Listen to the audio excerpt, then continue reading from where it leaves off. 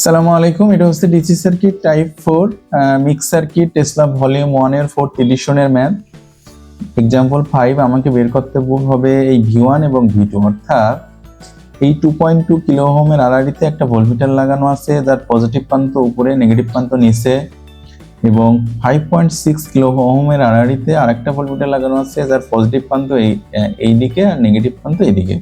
এখন আমাকে বের করতে বলছে এই V2। ওকে, তাহলে আমি যদি এই লুপটা ইউজ করি, তাহলে দেখেন এই লুপের এখানে ভোল্টেজ সোর্স, এখানে ভোল্টেজ ড্রপ সেটাও জানি, এখানে শুধুমাত্র V1 আননোন। অর্থাৎ এই ইকুয়েশনটা যদি আমি ইউজ করি, তাহলে আমার সমীকরণের একটাই চলক থাকতেছে আননোন। তাহলে আমি এক চলক থাকলে আমি সলভ ফাংশনে এই মানটা বের করতে পারছি। তাহলে আমি এই লুপটা নেই। শুরুতে -24 + 10 + V1 = 0। তাহলে এটা সমান ক্যালকুলেটর করলে আমি V1 পাই 14 ভোল্ট। তো সবার সুবিধার্থে আমি এটা একটু ক্যালকুলেশন করে দেখাই। -24 + 10 + x = 0, শিফট সলভ সমান 14 ভোল্ট। এটা হলো আমার উত্তর। এখন আমি কি করব, এই লুপটা ইউজ করব। এই লুপটা যদি ইউজ করি, আমার এটা একমাত্র আননোন মান, যেহেতু আমি V1 এর মান অলরেডি অবগত।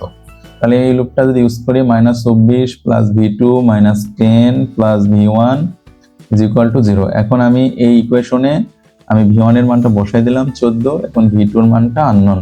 V2 এর মানটা কিভাবে বের করব আমরা একটু দেখি।